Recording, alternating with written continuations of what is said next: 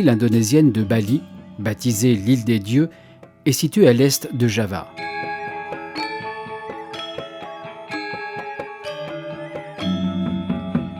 Ses habitants, les Balinais, sont majoritairement hindouistes, bien que leur religion soit très éloignée des pratiques de l'Inde.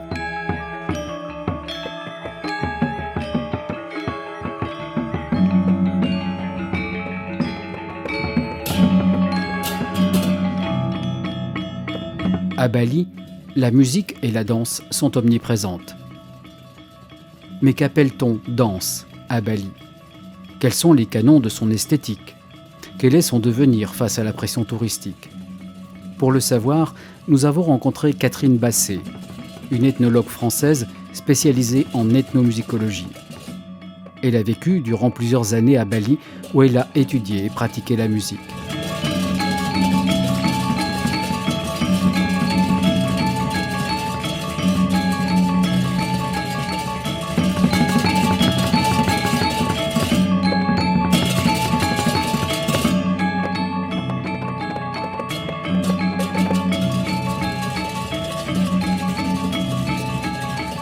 Dans tout ce que nous, on appelle danse à Bali, les Balinais, en fait, font des distinctions.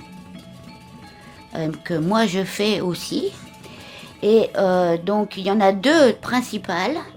Il y a les danses villageoises collectives, que les gens font en tant que citoyens, dans leur propre rôle de citoyen, sans du tout changer de personnalité. C'est-à-dire qu'une petite fille va danser en tant que petite fille de tel village, un homme adulte en tant qu'homme adulte de ce village également. À l'opposé des danses de citoyens collectives, on a donc les danses classiques d'origine aristocratique qui sont des danses de spécialistes qui n'incarnent surtout pas eux-mêmes, mais un personnage de la littérature.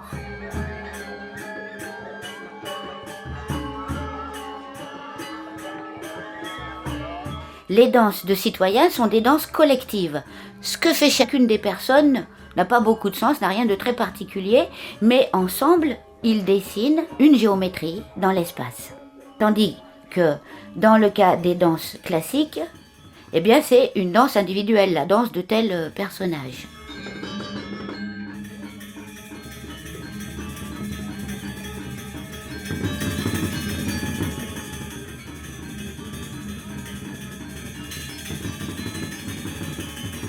On a le pendant des danses collectives qui font un corps collectif dans la musique. La musique qui les accompagne, c'est la musique de gamelan. Et un gamelan, ça n'est pas une réunion de musiciens qui ont chacun travaillé leur instrument et qui viennent avec. Non, le gamelan, c'est un instrument collectif qui est composé d'éléments. On appelle ça des éléments qui ne sont pas autonomes. C'est des percussions qui composent ensemble comme une espèce de piano qui serait coupé en petits morceaux, exprès pour être communautaire. Le gamelan, on ne peut absolument pas le répéter individuellement, il faut être tous présents, chacun ne fait qu'un atome de musique. De même que dans les danses villageoises collectives, ça n'aurait absolument aucun sens, même de s'entraîner tout seul à se pencher à droite à gauche, à faire un pas en avant ou en arrière. Ça n'a d'intérêt que quand on fait une grande figure géométrique ensemble. Tout ça correspond à une idéologie communautaire. On veut former des citoyens qui dépendent les uns des autres, qui partagent le temps, l'espace, le matériau, qui se partagent la tâche. On ne veut surtout pas former des individus autonomes, des individus qui ont des initiatives personnelles, qui ont des ambitions personnelles, qui ont des talents très particuliers. Au contraire, on veut homogénéiser, uniformiser. Faire des citoyens qui sont à leur place et qui de génération en génération vont faire les mêmes choses au même endroit, au même moment.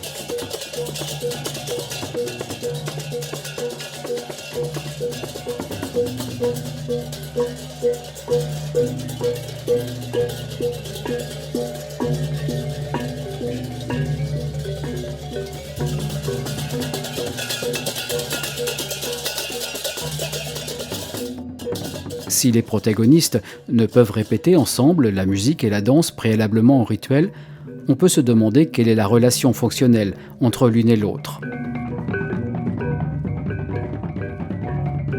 La relation à la musique, dans le cas des danses collectives, eh bien, comme on a quand même à organiser une masse de gens non entraînés, le plus simple, c'est d'avoir une musique répétitive qui gouverne la danse.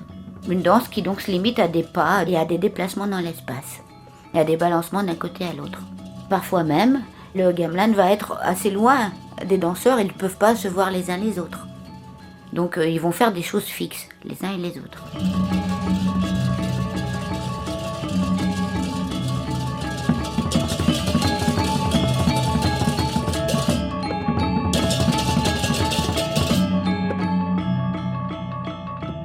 Dans le cas des danses classiques, il y aura soit des chorégraphies fixes que les danseurs devront apprendre et être vraiment très en place avec la musique, qu'ils doivent connaître par cœur.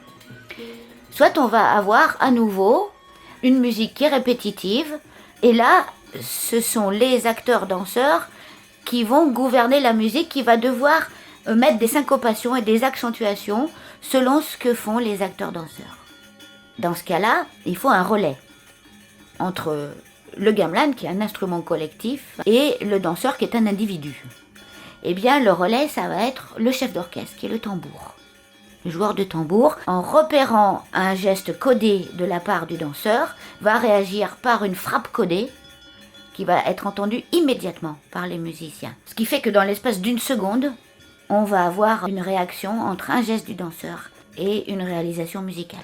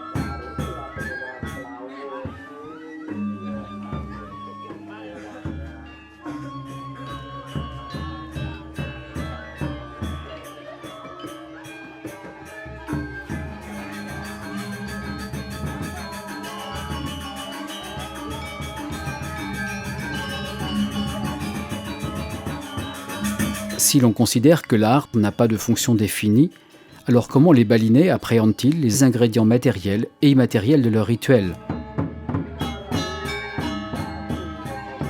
Il faut bien avoir en tête que c'est nous qui distinguons danse, musique. C'est nous qui disons que ce sont des arts et qui oublions de compter dans les arts le tressage des offrandes, que les balinais, eux, considèrent comme étant sur un pied d'égalité avec la musique, par exemple. Le tressage des offrandes, c'est l'activité féminine qui est le pendant du tressage des notes sur les gamelans, qui est une activité masculine.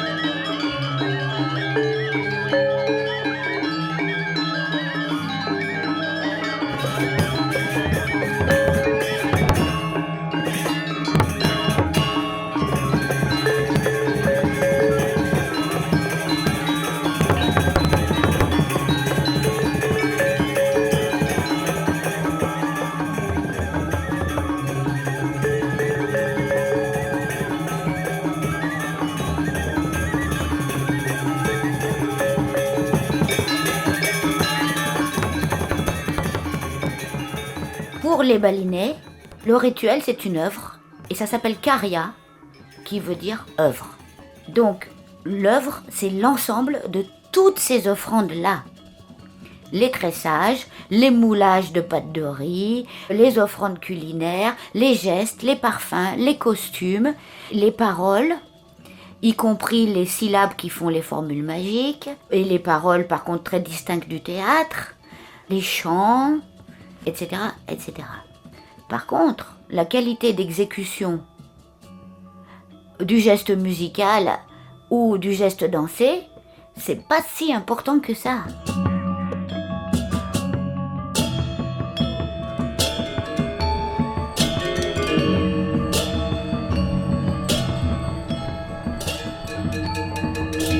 Dans le déroulement d'un rituel balinais, tous les acteurs opèrent simultanément, créant une sorte de chaos sonore et visuel. Comment un tel chaos est-il perçu par les Balinais ? Ce qui sera beau, ça sera ramé. Ramé, en sanskrit, c'est ramya qui veut dire beau, mais en balinais, ça veut dire profus. Le beau, ça sera la conjonction de toutes ces choses, de tous ces gens. Le fait que tout est recentré, condensé à un moment. Et donc ça va être souvent une espèce de cacophonie, de désordre, de profusion visuelle et de profusion sonore. Mais ce qui marquera la réussite d'un rituel. Le fait qu'on a tout fusionné, que la diversité aura été rassemblée en un point, en un instant. Quand on est hors du rituel, le beau c'est pas ramé. Le beau, effectivement, ça va être la précision, la réussite de quelque chose qui était difficile à exécuter. Donc, quand quelque chose va être donné comme spectacle, alors là, on va regarder vraiment de très près la performance du danseur. Comment ses doigts sont bien recourbés, et ses doigts de pied aussi. Comment il est parfaitement en place avec la musique. Si il s'entend bien ou non avec le joueur de tambour. S'il se laisse égarer par le joueur de tambour ou non, par exemple.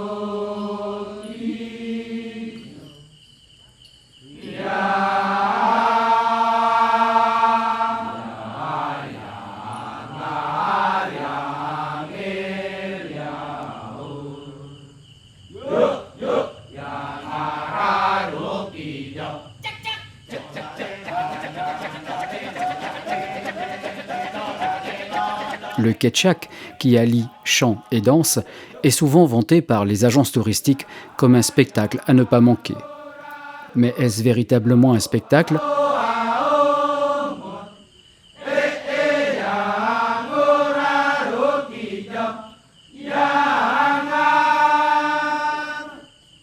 Tchak, ça vient des onomatopées qui sont scandées par le groupe des hommes dans des rituels qui s'appellent sangyang. Il y a différentes formes de sangyang. Les yang sont les ancêtres. Un peu partout en Asie du Sud-Est, les ancêtres et les esprits invisibles. Par exemple, dans le sangyang jaran, où il y a un homme qui est en transe et qui chevauche un cheval de paille en dansant sur le feu, eh bien, le tchak scande cette action-là.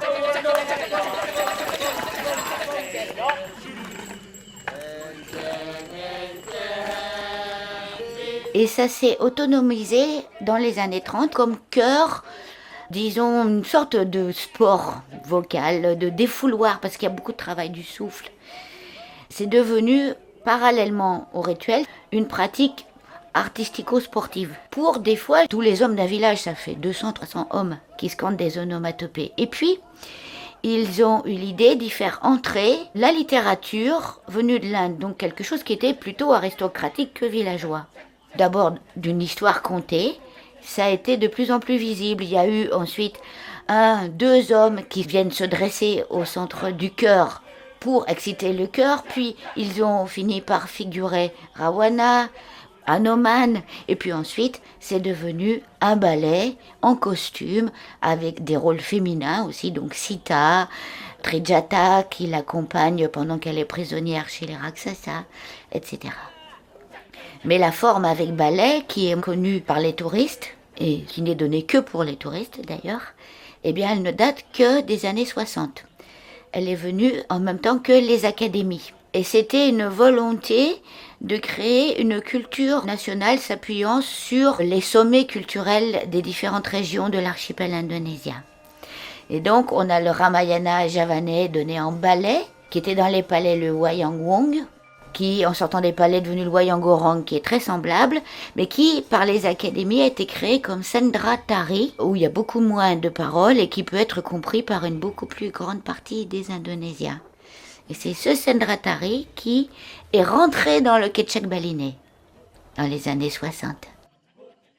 C'est dans les villages que le récit du Ramayana ou des épisodes du Mahabharata est entré dans le cœur de percussion vocale.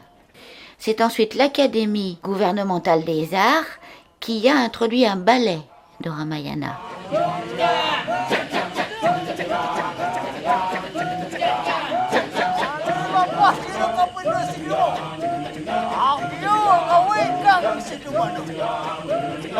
La différence entre le tchak des années 30 villageois, c'est que dans ce tchak-là, il y avait seulement un épisode, tandis que le Ramayana des académies et ensuite touristique, c'est un condensé du Ramayana en 1 heure.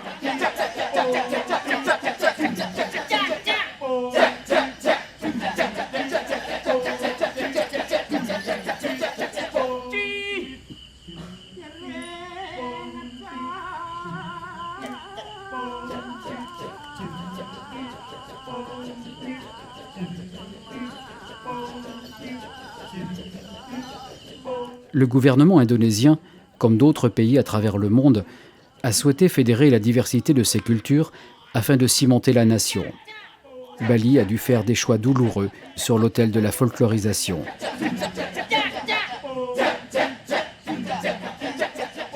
Le tourisme joue un grand rôle dans l'économie balinaise et même pour les encourager à garder leurs traditions. Cependant, les Balinais n'ont pas voulu tout livrer au commerce et au tourisme et aux étrangers. Et donc les intellectuels balinais se sont chargés de distinguer les catégories de danse en fonction de celles qu'on pourrait ou non commercialiser. Et ils ont décidé qu'on ne devrait pas représenter hors du rituel les danses des villageois, les danses rituelles collectives. En revanche, les danses narratives qui viennent au départ donc des palais et qui ont valeur d'offrande dans les rituels où il y a un grand prêtre brahmana, donc des rituels d'une certaine ampleur déjà, eh bien ces danses-là, le théâtre dansé également, peuvent être données en représentation comme simple divertissement pour les Balinais, pour les étrangers, emmenés en tournée et servir à la vitrine nationale également.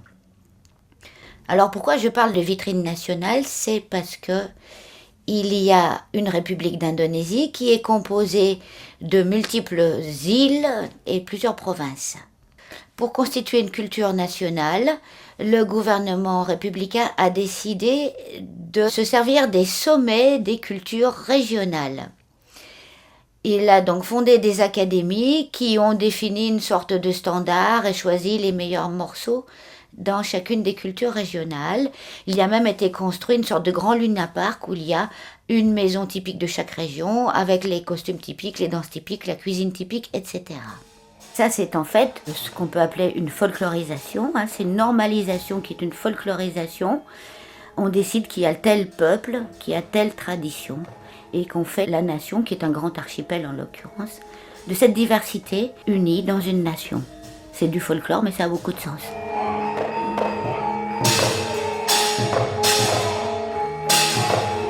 Une nation se montre à elle-même ses propres composantes, ses régions, ses îles, etc.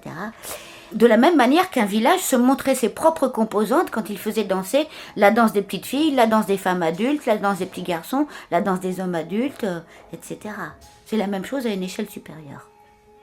Et après, quand on fait un festival avec les danses du monde, eh bien, c'est le monde qui se montre à lui-même ses propres composantes. Avec les danses des pays, le ballet national de tel et tel pays. Tout ça, c'est une question d'échelle, mais qu'est-ce qu'on veut? C'est représenter les identités. Au niveau de l'individu intégré dans un village, au niveau du village par rapport aux autres villages, au niveau des régions par rapport aux autres régions, des nations par rapport aux autres nations.